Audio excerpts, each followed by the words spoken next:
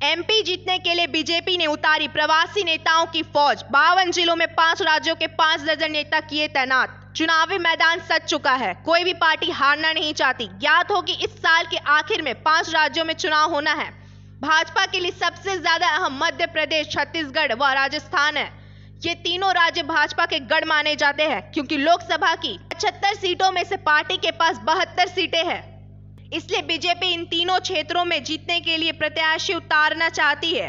इसलिए प्रत्याशियों का चुनाव हाई प्रोफाइल मीटिंग के बाद तय किया जा रहा है।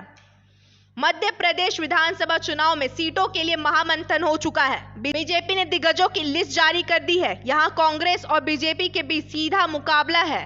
इसलिए बीजेपी एक एक सीट को जीतने के लिए सियासी ताना बाना बुनने में जुटी है। इस रन को खुद पीएम मोदी और केंद्रीय मंत्री अमित शाह नजर बनाए हुए हैं, जिसके चलते ताबड़तोड़ दौरे, रैली और बैठकें करके सियासी माहौल भाजपा में बनाने में जुट गए हैं। ज्ञात हो कि बीजेपी ने मध्य प्रदेश में प्रवासी नेताओं की फौज उतार डाली है। 52 जिलों में 5 राज्यों के 5 दर्जन नेता तैनात कर दिए गए हैं। अब इससे बीजेपी को कितना फायदा होता है या तो वक्त तय करेगा। अब सवाल यह है कि क्या राजस्थान भी टिकट बंटवारे का मध्य प्रदेश मॉडल लागू कर सकती है? क्या राजस्थान में भी केंद्रीय मंत्रियों और सांसदों को विधायकी के चुनाव में उतारा जा सकता है? हम यह सवाल इसलिए कर रहे हैं क्योंकि बीजेपी राजस्थान में भी आगामी विधानसभा चुनाव में अपने कई मौजूदा सांसदों को मैदान में उतारने पर विचार कर रही है। पार्टी राजस्थान में 3 सांसदों, जिसमें सुखबीर सिंह जौनपुरिया, किरोड़ी लाल मीणा और दिया कुमारी को मैदान में उतारने पर विचार कर रही है। तीनों अलग अलग जाति के हैं। साफ है कि जीत किसी भी हाल में चाहिए। कई और नाम भी शामिल है जिन पे अटकलों का बाजार गर्म है। उनके नाम है अर्जुन राम मेघवाल, केंद्रीय जल शक्ति मंत्री गजेंद्र सिंह शेखावत, लोकसभा अध्यक्ष ओम बिरला, केंद्रीय कृषि राज्य मंत्री कैलाश चौधरी, सांसद राज्यवर्धन सिंह राठौर और सांसद स्वामी सुबेदानंद। आपको बता दें कि ये सिर्फ कयास है। राजनीतिक विशेषज्ञों का कहना है कि छत्तीसगढ़ का भी फॉर्मूला लगभग यही होगा।